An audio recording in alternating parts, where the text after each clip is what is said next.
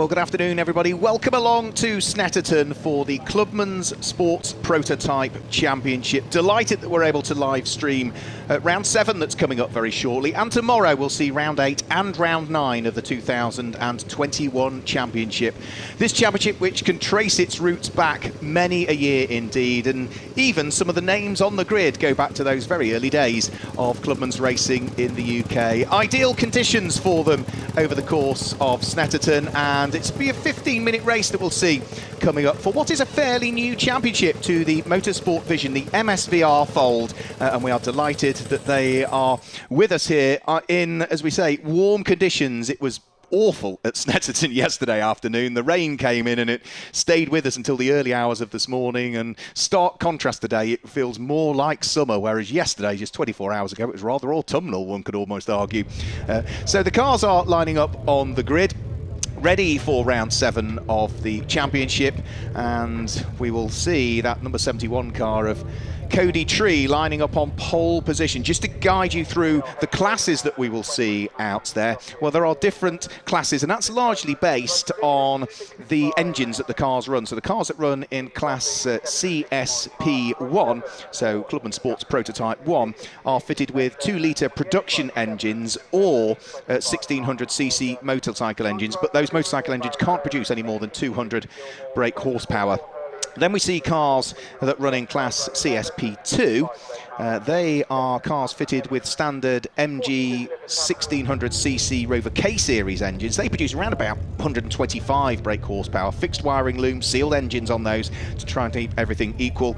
And then we've got the classic Clubmans classes in reality, which are for the pre-81 chassis, which are pre-81 chassis either fitted with the 1700cc Ford Crossflow engine, full race engines in those, or if they run in the subcategory of the classic Clubmans Class B, then it's still a pre-81 chassis, but they run the 1600cc Ford Crossflow racing engine, so in other words a true Formula Ford engines. The way you can tell them apart in reality is the CSP1 cars, it's a white number background with a white circle in the CSP logo. If it's a CSP2 car, again it's a white number, but it's a red little circle in the CSP2 logo. And as for the classic Clubmans cars, well, if it's running in the Class A of the classic Clubmans, then it's got a red circle in the CSA logo, and if it's a Class B car, it will have a yellow background. We've only got, I think, 4 of those on the grid. So as they head off on their formation lap, we caught up with some of the drivers earlier on this morning.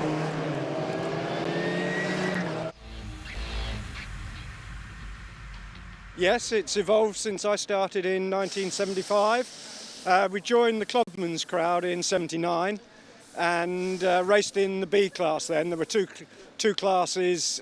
One were organised by the BRDC, one by the BARC. And Clubmans had been with BARC for something like 50 years by the time our relationship finished, and we joined with MSVR, which has been one of the best decisions I think that the club has made. They treat us ever so well, and we've got very large grids, so people are coming back to the Formula. The Formula now is in 2 classes in the original Clubman style. One with a 200 horsepower engine, the other with the road-going K-Series engine, which we changed to with support from Rover in 1995. And those engines have been absolutely reliable ever since then. The 200 horsepower class includes Ford engines as well as the Rover engine uprated to 200 horsepower. That class is very, very competitive. We've got some very fast young drivers coming in. We've also got some old hands like myself with Pete Richings and a few of the others. And it's just a wonderful formula. The cars are superb to drive. They're easy to maintain. They're actually very cheap to purchase, which is a bit negative, but everything basically is absolutely great. It's a good community. Everybody pulls into each other. There's quite a good social life when we're at the circuits. If anybody breaks down or has an accident, then we all chip in to try and make sure we get all the cars on the grid, because that's what we're here for. We're here for racing, not just driving around.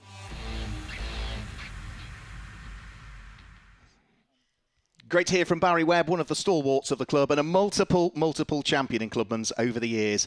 Just guide you through the grid then as they're on their formation lap. Car number 71, Cody Tree in the Phantom, will start from pole position, and alongside is number 7, which is Steve Dickens. Row 2 of the grid is number 50, Clive Wood, who was the champion in CSP class last year. Alongside him is car number 68, which is Jared Lester.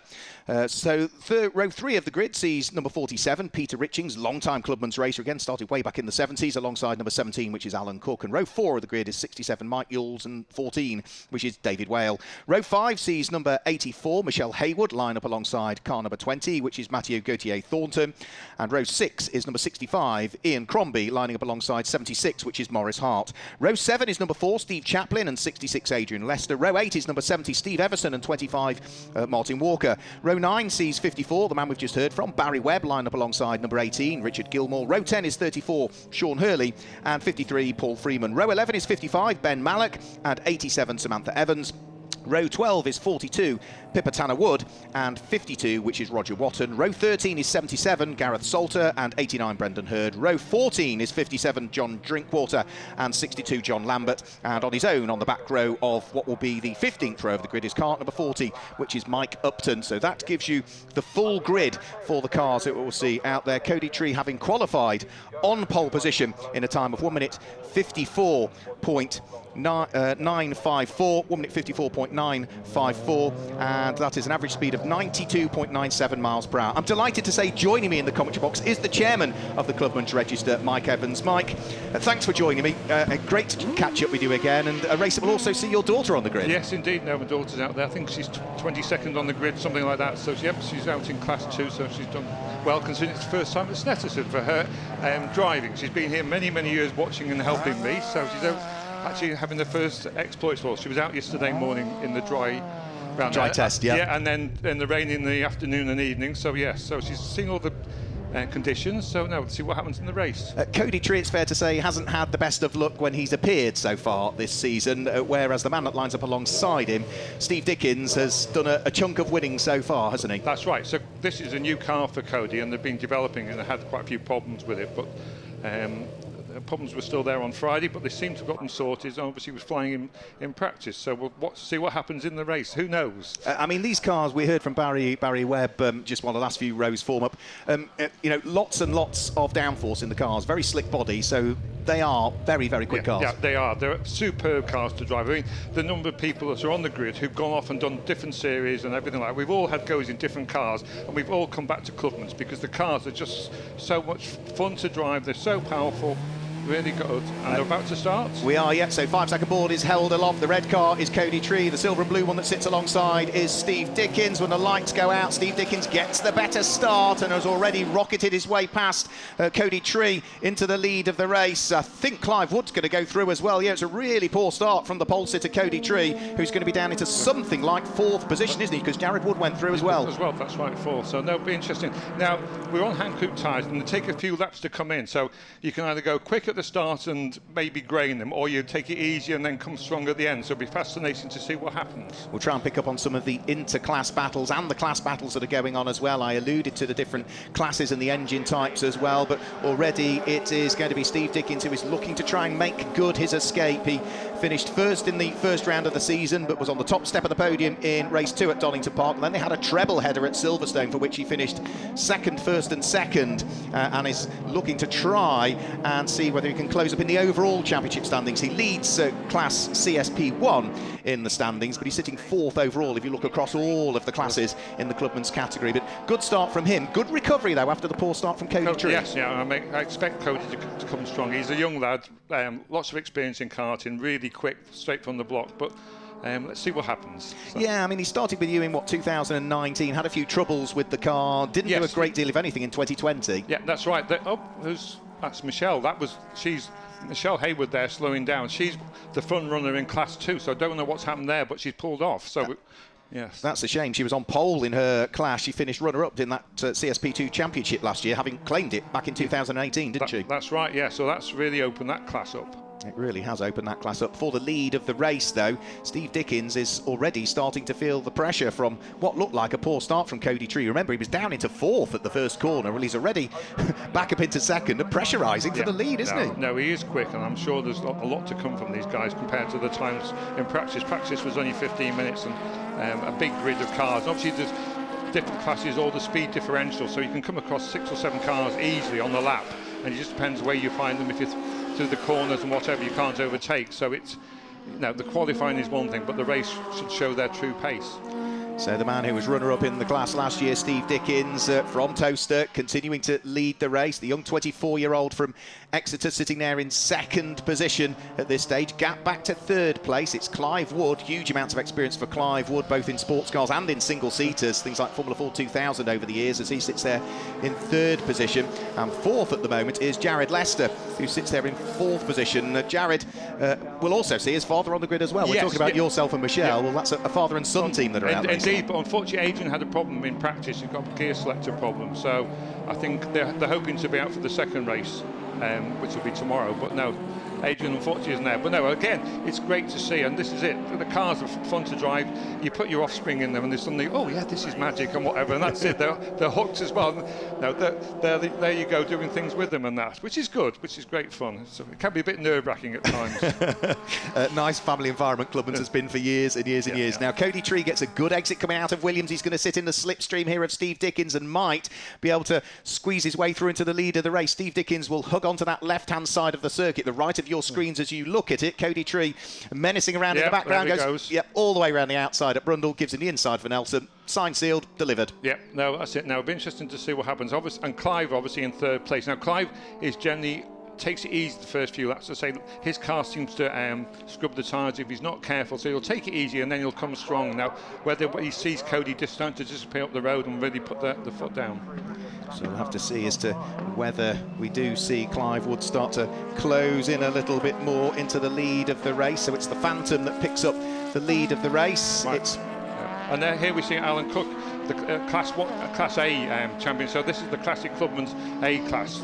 There, Alan's driving, so he's leading that class at the moment. Yeah, so he'll be leading that class at the moment. You've also got, I suppose it's worth mentioning, Richard Gilmore, very much in his local circuit, isn't he? Yeah, and Richard's, we haven't seen him for many years. He's been racing abroad, but Brexit, I'm afraid, has curtailed that, so he's back over here. And as you say, it's his local track here. Yeah, very successful in Formula 1300 was Richard Gilmore, with 4 championships over the many years he's been racing. Yeah, and here we see car number 14, David Whale. He's another front runner in the Class A, so the Classic Clubman's Class A. So this is David's first outing this year. So it'll be interesting to see how he fares. Yeah, I did spot that he hadn't appeared in the championship scoring, so that sort of clarifies it. So he's always going to be playing catch up and not therefore really in for a shout of the championship, is he? Yeah, indeed. And I'm afraid these guys are experienced racers who've got other chores, other hobbies, interests, and everything like that. And they come and go as they want. But obviously there's a key elements, probably 20 drivers doing the whole championship, and then we have other ones dipping in and out and everything like that. So here you now see the Class 2, the CSP2 place. You've got Matt from Morris Hart. So Matt is a new to us this year. This is only his 2nd meeting, and Matt won a prize organised by Alex Champion from VMEP Motorsport, and about driving simulator and everything like that. It's a competition. Everybody entered, did a lot of work on the simulator and everything like that. Matt was the champion, and he's already out there at the first round.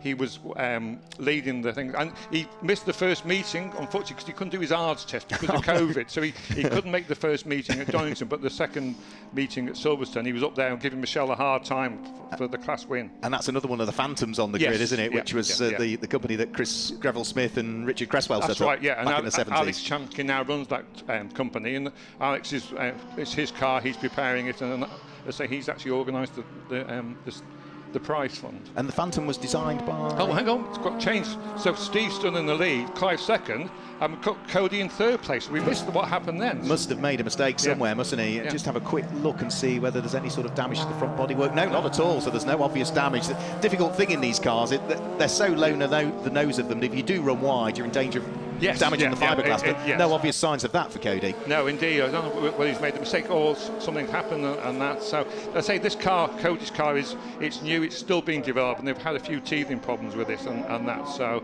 but I expect him to come on strong. So, but as I said, I knew it wouldn't be long before Clive's on Steve's tail. So this will be fascinating to see how this works out. Yeah, Clive Wood pushing hard to see whether he might be able to take up the lead of the race. For the moment, though, the man who was the champion in CSP1 last year can't overhaul the driver that was runner-up in that particular class last year all of the time, whilst Cody Tree is beginning to close in on them. So I think we're going to be in for a fantastic three-car battle. Unbelievably, of the scheduled 15 minutes, we're not far away now from the halfway point of it. So just under 8 minutes of the race to go. They'll propel themselves down the Bentley Straight. What kind of terminal speed are they reaching down the bottom of the Bentley Straight, Mike? Probably about 140 mile an hour, something like that. So they are phenomenally quick cars, and this is they're very much underrated.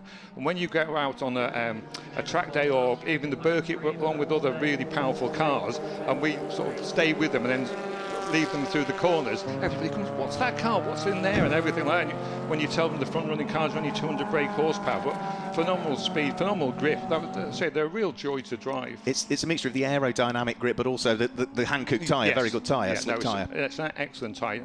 The front one is a little bit fragile. You've just got to be careful with it. It's like the Formula One. You've got to decide when you're going to push it and everything like that. So but fascinating. Again, here we've got the Class 2 dice between Matt and Morris. Oh, where's David Whale coming from? He's overshot coming from the side there. So something going on there. But yes, they are such fun cars to drive. Yeah, fantastic squabble for the lead of the class as well, as Matthew Gauthier-Thornton still manages to hang on to the lead of CSP2 despite the pressure that's coming on from behind, as the number 76 car in the hands of Morris Hart tries to work his way through the man from Altrincham, but for the moment can't quite make it stick, can he? So he's just going to have to sit behind the London-based driver over the start-finish line. He's got the toe though this time, Jinx out from behind to the left-hand side, but that's the outside line for Ritchie's. Let's see what happens up there. So, oh, he's got him. Yes, he's got the better of Matt. Now we've got interesting dice as well in Classic B class.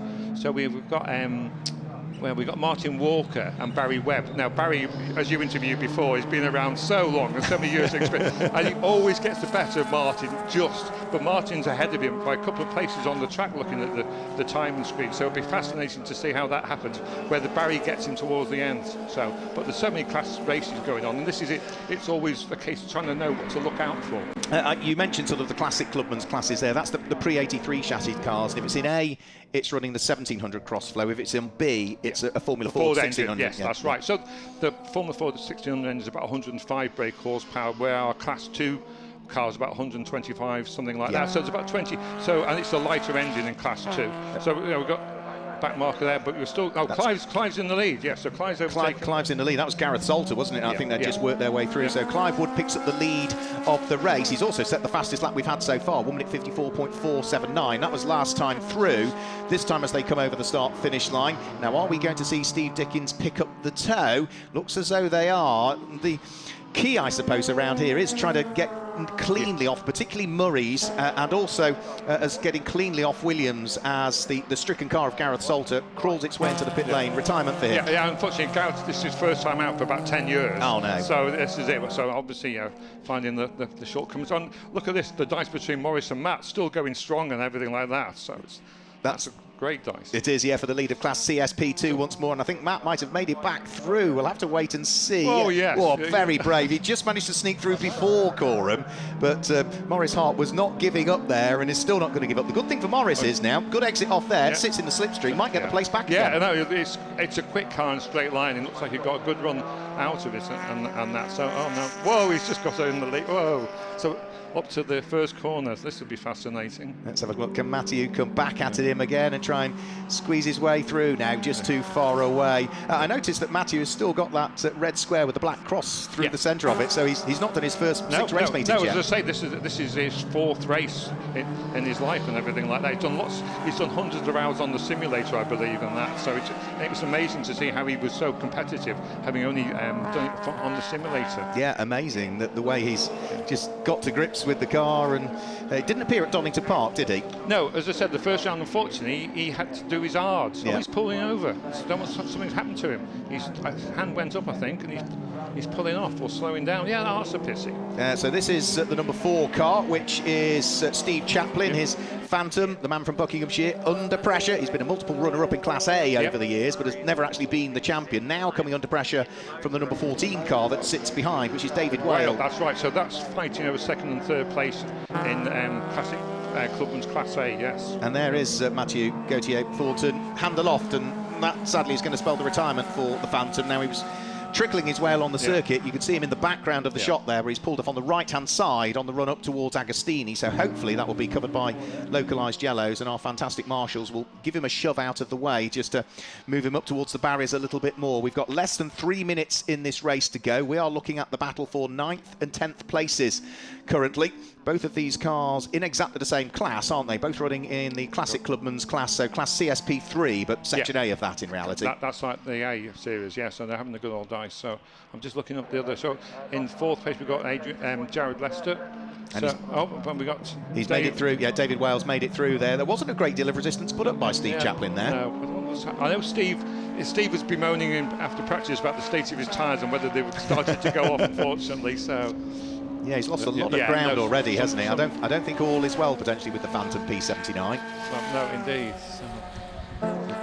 Okay, so there's Steve. Now where's Clive? I guess Clive is still. Clive was still leading when they came over the start-finish line. There's Matthew Gauthier Thornton's car being pushed out of the way. London-based driver. Where's our race leader, number 50, Clive Wood?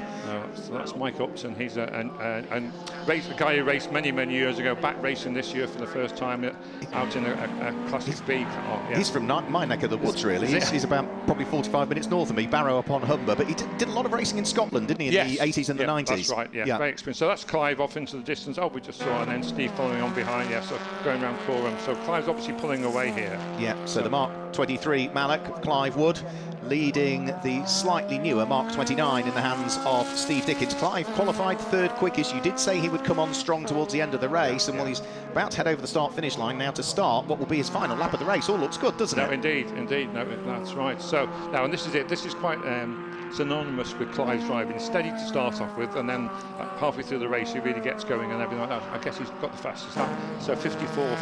So I think that's quicker than. It's quicker than he went in qualifying by about 1.2 seconds. Yes, indeed, as I suspected. But Clive has raced for many, and Clive was at Silverstone many years ago, and he was talking about his time racing against Senna. He raced Formula 4 2000 against it, beat Senna, and Senna could not believe it came over to him. Wanted to know how come he was being beaten by Clive. It's absolutely a magical story to hear from him. And he's still racing Formula 4 2000 now, isn't he? Albeit, that's right. The classic cars of 1983, the Van Diemens and things. No, and he's out in Formula 2s, all sorts of cars and everything like that. So this is Martin Walker, you see here, car number 25, who's leading the Class B, so the Classic Clubman's Class B. So, and Barry's nowhere in sight. That's a rarity and everything like that. So I don't know what's happened there. But that's one of the earlier Mallocs there, isn't it? That's a Mark 16. Yes, isn't it? No, indeed. But Martin's working hard. He's another young lad. It's just great to see there's so much enthusiasm. They're really enjoying themselves.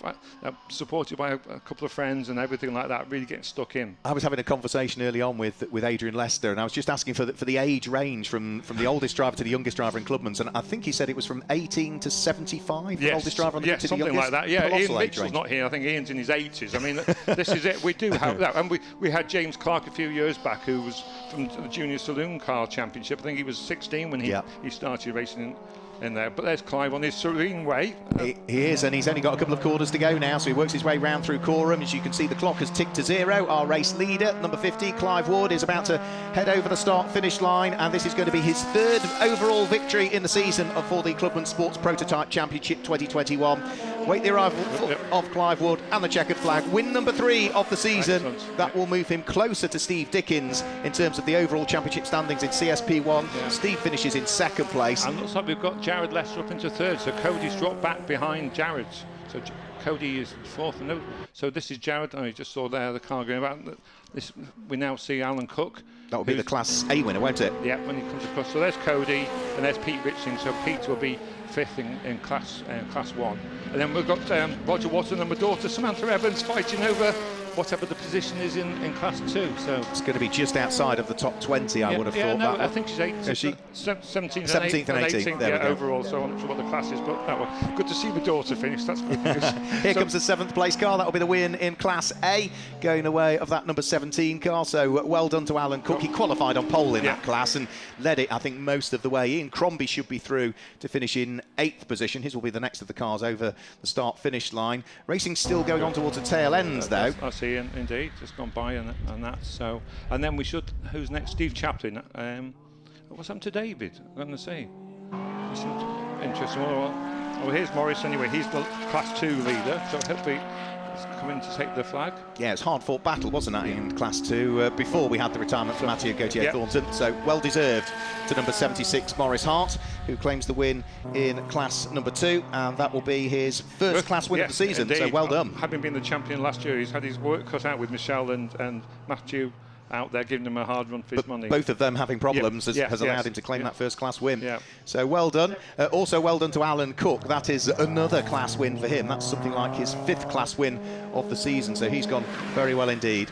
So let's just confirm the results. The win goes the way of number 50, Clive Wood. Second is number 7, which is Steve Dickens. And third is number 68, Jared Lester. Fourth goes the way of the pole sitter, number 71, Cody Tree. In 5th position is 47, Peter Richings. And Mike Yules completes the top 6, number 67 in 6th position. 7th place is the Class A winner of Classic Clubmans, which is Alan Cook. 8th place is number 65, Ian Crombie. 9th place goes the way of number 4, which will be the car in the hands of Steve Chaplin. And completing the top 10, it is the number 76 car, which won CSP2, the number 76 car in the hands of Maurice Hart. The other class winner just outside of the top 10 that it's worthwhile picking up on is the winner of Class B, the number 25 car, and that's the car of Martin Walker, who was the runner-up in that class last year as well. So first race done and dusted, Mike. That's all we'll see from you today, but you'll be back with us tomorrow for your 2 races? That's right, we have 2 races tomorrow. I know that. I'm sure there's going to be lots of work going on in the paddock. It's hot out there. I know some of the drivers were saying about how hot it was going to be in the car and everything like that. So I think there's going to be a few repairs, and that's the beauty of Clubmans. Everybody muscles around, comes round, gets stuck in, helps out other people who've got problems, lends parts and everything like that. So it's a great series in that respect. So there we go. Thanks to Mike Evans for joining us. We'll be hearing more from him throughout the course of tomorrow. But don't forget, we are streaming live tomorrow both of the Clubman Sports prototype races on Sunday here from Snetterton.